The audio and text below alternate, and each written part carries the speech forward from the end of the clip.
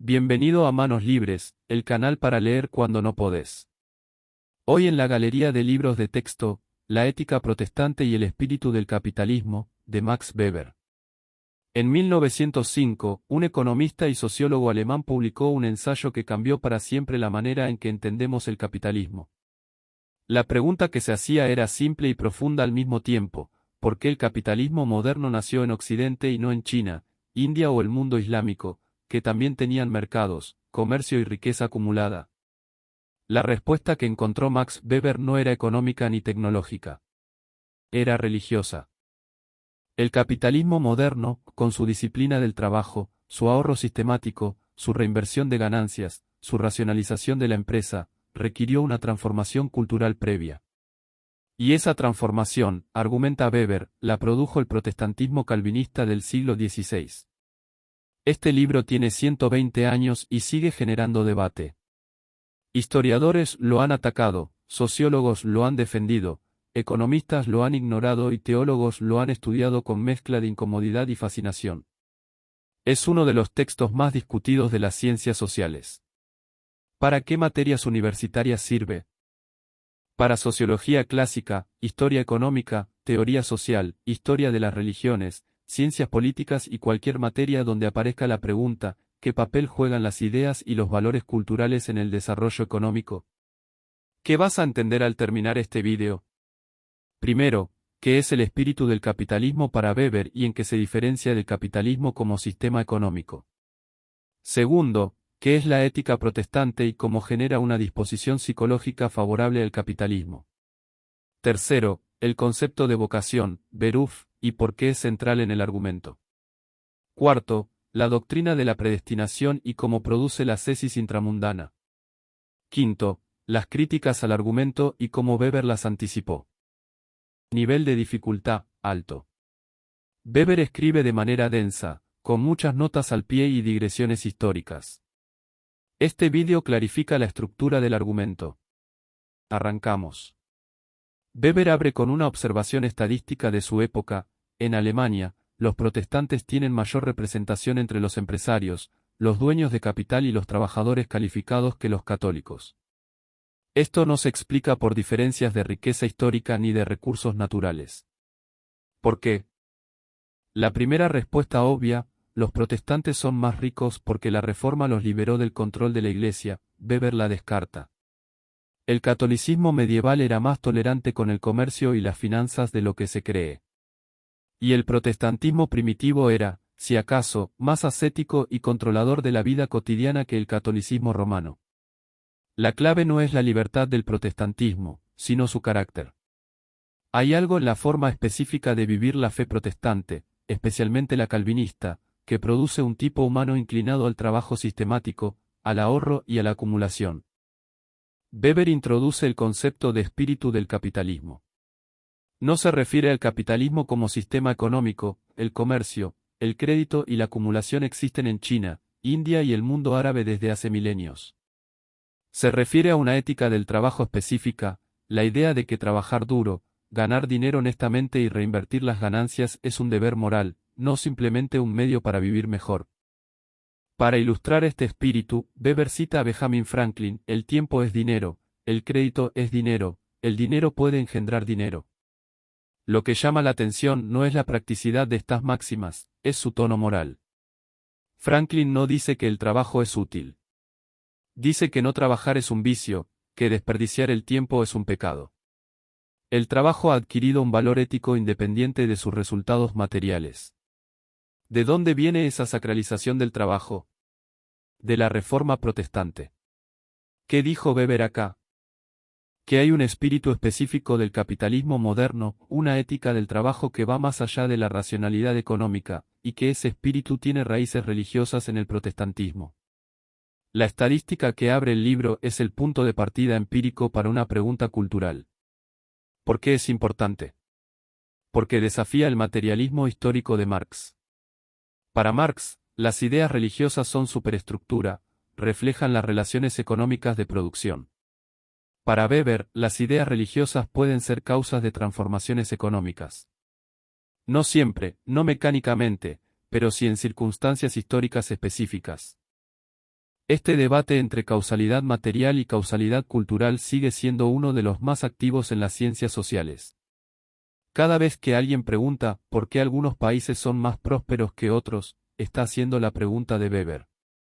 Ejemplo argentino: la Argentina tiene una de las tasas de catolicismo más altas de América Latina y una cultura del trabajo que históricamente mezcla el esfuerzo laboral con la desconfianza en el ahorro de largo plazo y la preferencia por el consumo inmediato. Weber no diría que el catolicismo causa el subdesarrollo, sería una caricatura de su argumento. Pero sí plantearía que las actitudes culturales frente al trabajo, el tiempo y el dinero tienen raíces históricas que no son solo económicas. Pregunta de examen típica. ¿Qué distingue el espíritu del capitalismo como sistema económico para Weber? La respuesta correcta: el capitalismo como sistema económico, acumulación, comercio, crédito, búsqueda de ganancia, existe en muchas civilizaciones. El espíritu del capitalismo es una ética específica, la idea de que el trabajo metódico y la acumulación son deberes morales en sí mismos, independientemente del bienestar que producen. Este espíritu requirió una transformación cultural previa que Weber rastrea en el protestantismo calvinista. El concepto central del libro es la Beruf, que en alemán significa a la vez profesión y vocación, llamado y oficio. Esta ambigüedad semántica es para Weber más que una curiosidad lingüística, es la huella de una revolución cultural.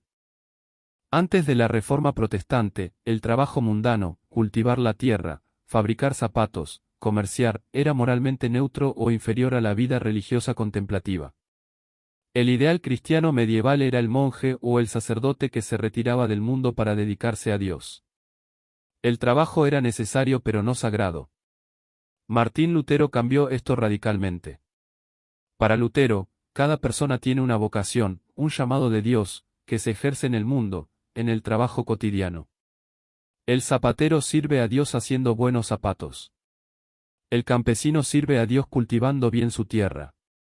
Retirarse del mundo a un monasterio no es más sagrado que trabajar honestamente en el oficio que Dios te asignó. Esta es la primera gran transformación: el trabajo mundano se sacraliza. Cumplir con tu obligación profesional es cumplir con la voluntad de Dios. Pero Lutero no alcanza para explicar el espíritu capitalista. El luteranismo sacraliza el trabajo, pero no genera la disciplina sistemática y la acumulación que caracterizan al capitalismo moderno. Para eso, Weber necesita al calvinismo. Juan Calvino introduce la doctrina de la predestinación. Dios, en su omnisciencia absoluta, predeterminó desde antes de la creación quiénes serán salvados y quiénes condenados. Esta decisión es irrevocable e incognoscible para los humanos. No hay actos de penitencia, ni confesión, ni intercesión de santos que puedan cambiarla. La consecuencia psicológica de esta doctrina es devastadora: el creyente calvinista vive en una soledad cósmica absoluta. No puede saber si está entre los elegidos. No puede hacer nada para cambiar su destino. Y sin embargo, necesita saber. Weber describe la angustia existencial del calvinista como el motor psicológico de la ética protestante. Ante la imposibilidad de conocer el destino eterno, el creyente busca señales de la gracia divina en su vida terrenal. Y la señal más accesible es el éxito en el trabajo metódico y sistemático. ¿Qué dijo Weber acá? Dos transformaciones religiosas fundamentales. Primera, Lutero sacraliza el trabajo mundano a través del concepto de Beruf: cada profesión es un llamado divino. Segunda, Calvino introduce la predestinación, que genera una angustia existencial que el creyente resuelve buscando señales de gracia en el éxito terrenal. ¿Por qué es importante? Porque establece el mecanismo causal del argumento. No es que los protestantes decidieran acumular capital por razones religiosas conscientes. Es que la estructura psicológica de su fe, la soledad ante Dios, la imposibilidad de conocer el propio destino, la búsqueda de señales de gracia, generó un tipo de conducta que, como efecto no buscado, fue compatible con el capitalismo. Weber está describiendo lo que los sociólogos llaman consecuencias no intencionales de la acción. Los calvinistas no se propusieron construir el capitalismo. Se propusieron resolver su angustia existencial. El capitalismo fue el resultado imprevisto. Pregunta de examen típica: ¿qué es la Beruf y qué transformación cultural implica en el pensamiento de Lutero? La respuesta correcta, Beruf es el término alemán que significa simultáneamente profesión y vocación o llamado divino. Lutero usa este concepto para transformar el trabajo mundano. Cada ocupación profesional es un llamado de Dios, y cumplir con ella honestamente es servir a Dios. Esto sacraliza el trabajo cotidiano y desplaza el ideal de retiro contemplativo del monje por el ideal de cumplimiento diligente de la obligación profesional. Weber analiza 4 corrientes del protestantismo ascético: el calvinismo, el pietismo, el metodismo y las sectas bautistas. Cada una tiene sus especificidades, pero comparten una estructura común que Weber llama ascesis intramundana. La ascesis, en el sentido cristiano, es la práctica de la autodisciplina para superar las tentaciones del mundo y orientar la vida hacia Dios. El monje medieval practica ascesis extramundana, se retira del mundo para dedicarse plenamente a Dios. El protestantismo calvinista produce ascesis intramundana, el creyente permanece en el mundo, pero lo disciplina desde adentro. Trabaja metódicamente, evita el consumo suntuario, reinvierte las ganancias, controla los impulsos. No para ganar dinero, sino para demostrar que es uno de los elegidos. La consecuencia económica de esta ética es paradójica y poderosa. El calvinista trabaja sistemáticamente y produce más de lo que consume, porque el consumo lujoso sería señal de debilidad moral. El resultado es acumulación de capital. Y ese capital, en vez de gastarse en lujo o donarse a la iglesia, se reinvierte, porque el trabajo metódico es la obligación continua. Weber cita los manuales de conducta puritanos: los minutos dedicados al descanso innecesario son minutos robados a Dios. Cada hora del día debe estar ocupada en trabajo útil. El ocio es el principio de todos los vicios. Esta ética produce un tipo humano que Weber llama el asceta intramundano: vive en el mundo, trabaja en el mundo, acumula en el mundo, pero no para el mundo. Su objetivo no es el disfrute ni el lujo, sino el cumplimiento metódico de su deber, que es a la vez su vocación divina y su señal de gracia. La jaula de hierro, o jaula de acero, la traducción es discutida, es la imagen con que Weber cierra el libro. El espíritu del capitalismo, que nació de motivaciones religiosas, ha construido una estructura económica y técnica tan poderosa que ya no necesita esa motivación religiosa para sostenerse. Vivimos dentro de la jaula aunque hayamos perdido las llaves que la abrieron. El puritano quería trabajar metódicamente. Nosotros tenemos que hacerlo. ¿Qué dijo Weber acá? Que el protestantismo ascético, especialmente el calvinismo, produjo un tipo de conducta, ascesis intramundana, que combinaba trabajo metódico con sobriedad en el consumo, generando como efecto no buscado la acumulación de capital. Y que esta estructura, originalmente religiosa, terminó produciendo una jaula de hierro, el capitalismo moderno que sobrevivió a sus motivaciones religiosas originales. ¿Por qué es importante? Porque la imagen de la jaula de hierro es una de las más poderosas de las ciencias sociales. Describe la racionalización del mundo moderno. Vivimos dentro de estructuras económicas, burocráticas y técnicas que originalmente fueron medios para un fin, pero que se convirtieron en fines en sí mismos. Trabajamos no para vivir, sino que vivimos para trabajar, y ya no porque Dios nos lo pide, sino porque la estructura económica lo exige. Hay una línea directa entre la jaula de hierro de Weber y el diagnóstico de la modernidad como desencantamiento del mundo, el proceso por el cual la magia, la religión y el misterio fueron desplazados por la racionalidad instrumental. Ejemplo argentino. En Argentina, el debate sobre productividad y cultura del trabajo tiene un componente weberiano no siempre reconocido. Cuando se dice que los argentinos no trabajan o la cultura argentina favorece el ocio sobre el trabajo, hay una pregunta weberiana implícita: ¿qué transformaciones culturales e institucionales producen disposiciones sistemáticas hacia el trabajo metódico? La respuesta no es étnica ni racial, es histórica e institucional. Pregunta de examen típica: ¿qué es la ascesis intramundana y cómo explica la relación entre protestantismo y capitalismo?